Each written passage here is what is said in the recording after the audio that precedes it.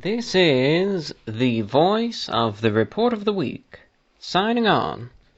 Hello, ladies and gentlemen, and everyone listening. This is VORW Radio International, the voice of the Report of the Week. It is Thursday, the 17th of January, 2019.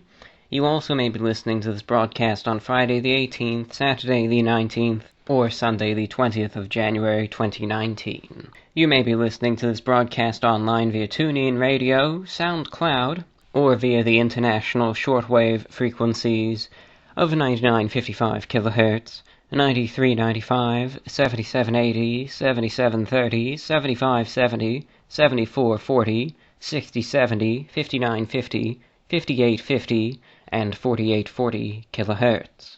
No matter how you're listening, when you're listening, or where you're listening from, I wish you good reception conditions, and I hope you enjoy this broadcast. A happy mid-January 2019 to each and every one of you. I have a lot on my mind right now, and I want to get right into a lecture. Before we go over to that, if you could, please send me an email if you're listening.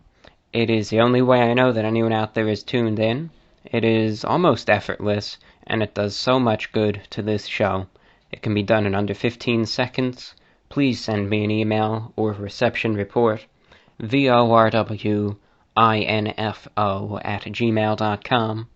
That's vorwinfo@gmail.com. Thank you, and do stay tuned. This is VORW. So now we are back to a more standard program. With the predictions show having come and gone, and I hope all of you enjoyed it. I wanted to get kind of back into lecture mode, as there was a subject that I had been wanting to really get to the microphone and talk about over the last week or so, I would wager. And it was very interesting how this kind of came to the forefront of my mind, as it relates directly to this radio show, or podcast, right, or whatever, this show.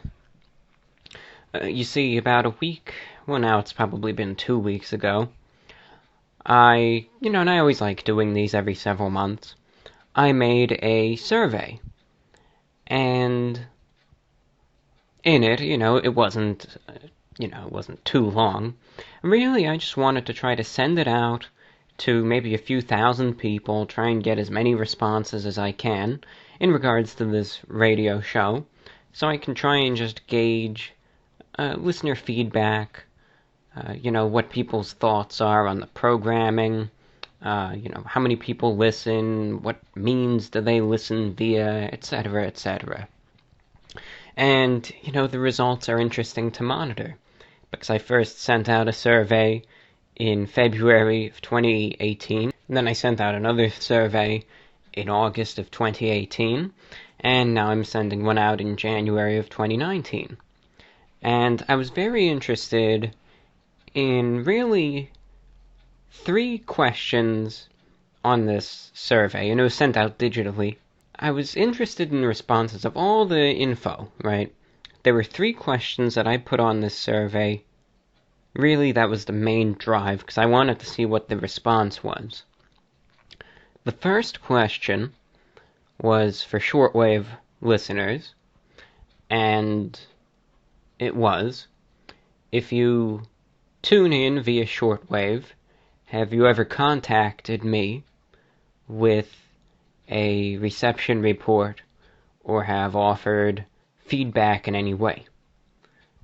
Because I wanted to try to determine, of course this is not accurate, but still it could paint a little bit of a picture. Are the emails that come in from shortwave listeners, are those the only people that are listening, right? Like, let's say if I, send out a transmission to North America, and I only get 3 emails. Are those 3 people the only people tuned in? And that's it.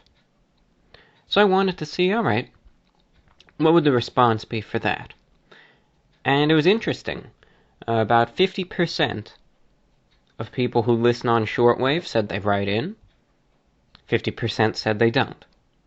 So I guess that means 6 people listened to that broadcast. No, I kid, but it painted an interesting picture. It goes to show, of course, that there certainly is a significant percentage of people tuned in on the radio that would prefer not to write in, and I understand that. The reason why I always ask so much for correspondence is because when I go around and I have to take a look at the books each month and pay the radio bills, when it comes down to, if, let's say, finances get tight, I cannot be very liberal when it comes down to radio listenership. In that I mean, if funding is tight and I have to discontinue a broadcast, if someone writes in, so let me give you an example. If you listened to a broadcast on the shortwave, right, every week for the last 20 weeks, but you only wrote in one time out of that, alright, well, I know on the books that you listened to the show one time.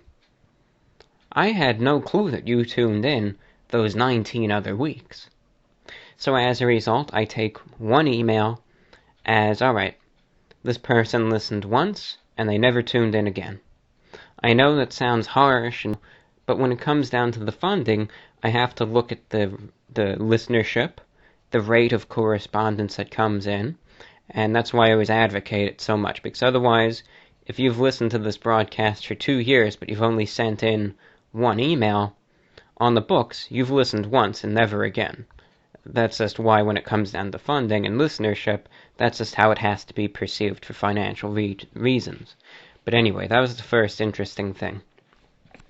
The second, of course, dealing with funding, I had to ask, I said, if you found out that this was going to be the last broadcast I ever did, with no replacement, meaning that this is my last show, I'm pulling the plug, and it's done, and this show is never coming back, how would you feel about it? And the response was mixed, but overall there would be general upset and complaints and protest. And then the third, which yielded the most interesting results, was I left a blank set of lines, essentially, and I said if there's anything else you would like to contribute, write it here. You don't have to, you can leave it blank. It'll be fine. But if there's anything else you would like to write, this is your place to do it. And the feedback that came in was utterly fascinating. And it made me think about this show and really the way that I've been doing it, what I've been doing for the last 100 and whatever episodes, and how things could change for the future, if that's what I want. I was trying to pick my brain for a while to try and find the right word that the response invoked. Confusion, not necessarily, because that oftentimes has a negative connotation to it. Indecision, not necessarily, because there weren't really any decisions on the table. And then it hit me. Intrigue was the word that best summed it up. Because the responses were fascinating. Where some people were saying, do away with the music portions of the program entirely. As a matter of fact, at least several dozen responses said that. They said, I don't listen to the music. I either tune out or I skip past it and I only listen for the lectures. And there were several dozen other responses that said, I think that you should add more music to the show. That's the reason why I listen. And it was absolutely fascinating. Because then it made me just want to check my records. And the most interesting thing is when I do talk-based programs, correspondence is at its lowest. Yet when I do music-based shows, correspondence is higher. So if you're going purely by the numbers, it would seem almost as though the decision to drop music from this program would be like shooting myself in the foot. Because when I give the lectures, and, the amount of feedback that comes in is considerably lower than the show you did the week before that had some music added, it's certainly something that kind of raises an eyebrow. Yet when feedback comes in that is entirely contradictory, that even raises that eyebrow more. And then, of course, as I was processing the results, one thing led to another, and I was thinking to myself, I enjoy doing this broadcast. Of all the endeavors and pursuits which I do week to week, this is my favorite one. Of course, growing an audience and building it is something that I always strive to do, because with that, of course, it allows for that vitality and longevity that the show would need to, keep going as smoothly as possible. And I was thinking of ways to do that. So one thing that I did was I changed the SoundCloud link, and it caused, and it still will cause, a few hiccups momentarily, but I think overall it will help. Because I manage a SoundCloud page, I know it's how a lot of you listen, and it serves as a digital archive for many of these broadcasts. And the original URL was soundcloud.com/VORW_radio_INT. Thought to myself, I wonder if I could change that to soundcloud.com/VORW. Sure enough, I could, so I did. I thought, it's going to confuse people at first, because they're going to go to the old one and they're going to find that it no longer exists. But when I try to promote it going forward, I think a significantly higher percentage of potential listeners would be more apt to type in 4 letters as opposed to 14, with all of the extra characters added. So I did that. Then what I did, hopefully as a promotional, because last week's program featured no music, I was able to upload it to my YouTube channel, and hopefully use that as a little bit of a promotional, and, people checking out the YouTube channel will find this upload, listen to the audio, and perhaps be incentivized to tune in on SoundCloud more. Because again, one of the biggest inhibiting factors of just putting the whole show on YouTube week to week, number one would be the algorithm. That's a very delicate thing. I would probably just have to establish my own separate channel for it. But secondly, the music and any copyright issues, etc. And, that's just, I don't want to deal with that, so I don't. And it stays on the other platforms. But all of this feedback and all of this information that was seemingly contradictory, yet coming from such large numbers of people, it ended up being just difficult when I was trying to figure out what decisions and what choices and what moves could I make with this program going forward. Because if I were to do anything too drastic, say to appease or cater to one percentage of survey applicants, it would appear as though it would be to the detriment of another. And that left me in a bit of a quagmire. And I thought to myself, if I were to make any major decisions with this radio broadcast, it would prove quite difficult. It would feel as though there would always be some sort of loss, regardless of what I do. And like I had said earlier, one thing led to another, and sometimes, the neurons in my brain just fire, and one thought goes to the next and to the next. And that got me thinking about the subject of decisions in general. I think aside from New Year's resolutions, especially early in the year, we may have major change, or at least the possibility of it, coming up this year. And you yourself might feel that you are stuck between a rock and a hard place in regards to making what you feel would be the right decision. And you feel lost, you feel confused, because perhaps the outcomes are equally desirable or not, and you just feel conflicted when it comes down to making a decision. And as I was thinking about that, I started looking up various articles online, and sometimes I'll do this. I came across 2 of them that summarized my thoughts on this better than I ever could have possibly done. And I would just like to read these for you in regards to making difficult decisions, because I think it would certainly have helped to me, and hopefully it can help you out as well.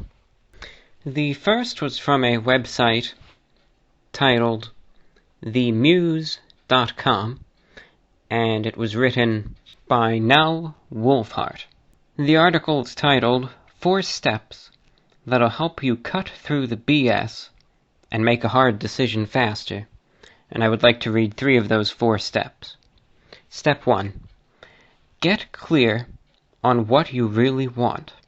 Know thyself. I've learned that waiting around often means you are not happy with any of the options because they're not right for who you are. Let's say there are 2 choices that make sense on paper, such as picking between going back to school and going for a promotion. The real reason someone might be unable to make up his mind is that neither option is what he really wants. Maybe he truly wants a job in an entirely new field. Maybe the prospect of 2 more years of school fills him with dread. Maybe he'd love to be a stay-at-home dad. So, when you find yourself stuck between possibilities, think about what you really want. For instance, if you're unsure about a career change, ask yourself what it is that appeals to you about your current position and the one you're debating. If your answer is that your current work appeals to you, but the salary of the new field sounds awesome, your answer isn't necessarily to choose between the 2, but to ask your manager for a raise and obviously take the necessary steps to make that happen. Step 2. Don't choose something because you're supposed to.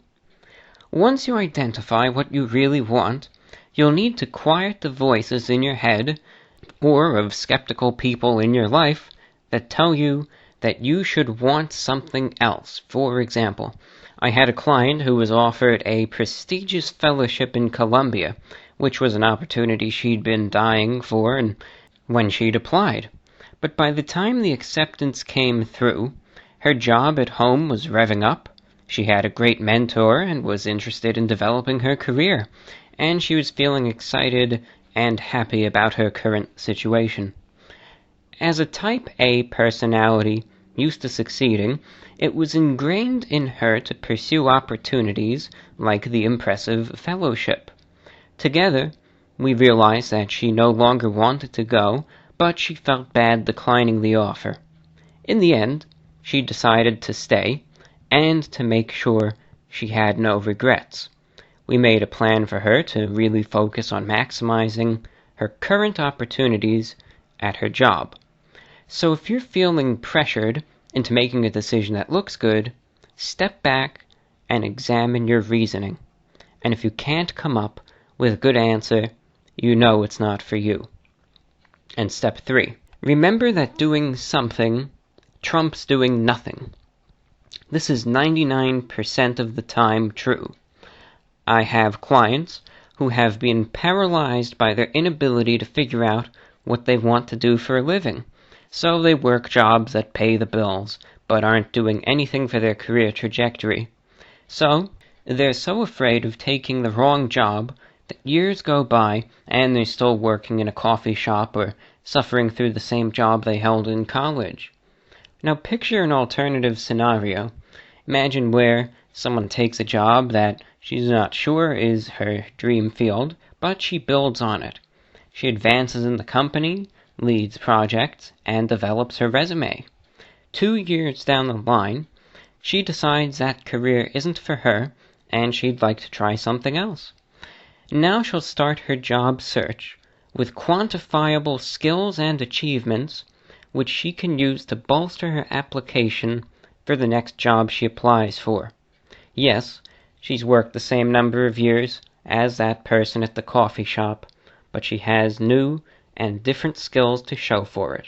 Some very interesting points from this article, 4 steps that'll help you cut through the BS and make a hard decision faster, from themuse.com.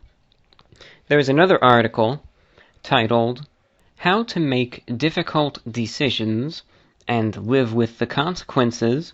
It was by Chris Myers of Forbes.com, who writes, "Whether it's in the context of business or life in general, we are all faced with having to make difficult decisions from time to time.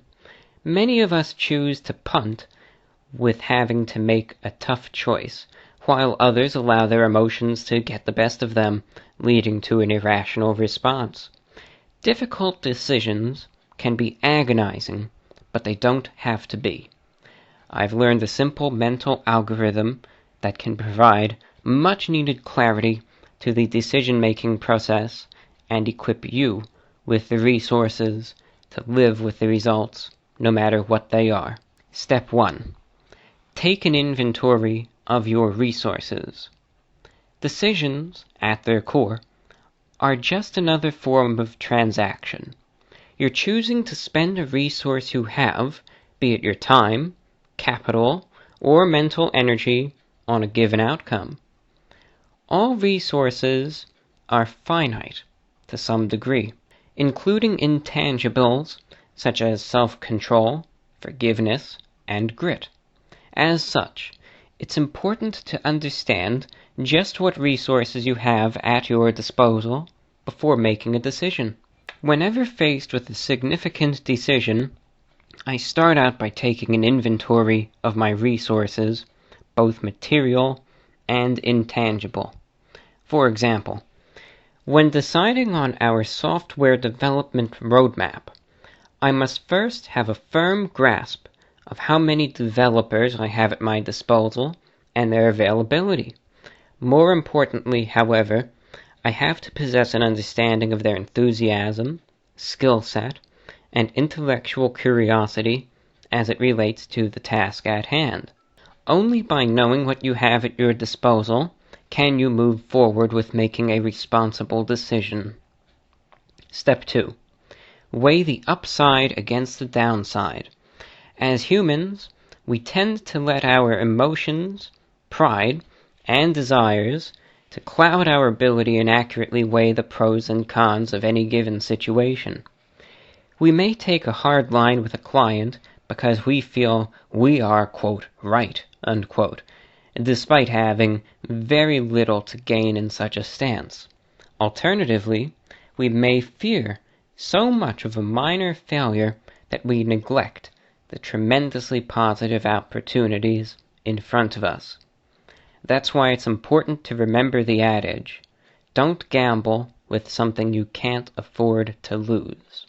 While this may sound like folky wisdom, it makes a lot of self-awareness to put it into practice. We can often lose sight of the things we really can't afford to lose, entering into risky situations for the chance to satisfy our ego or experience momentary bliss. Only through measured introspection can we accurately identify the significant things in life and the weight, the potential upside of any given decision against its corresponding risks. And step 3, which I just thought spoke for itself, do the work, but know when to let go. Because sometimes you can try and push, but sometimes letting go may very well be your best option. This article was from Forbes.com. It was written by Chris Myers, titled, How to Make Difficult Decisions and Live with the Consequences. You're listening to VORW Radio International, the voice of the Report of the Week. Your questions, comments, feedback, reception reports, and music requests are welcome. Send me an email, vorwinfo@gmail.com. That's vorwinfo@gmail.com. Let me know you're tuned in. It's the only way I know anyone is listening. This broadcast is sponsored by DB Pros. For HR databases, HOA databases, and more great database software, visit db-pros.com. That's db-pros.com. There is a site-wide discount with the following coupon code at checkout. VORW 2019, no spaces. VORW 2019, a coupon code for you.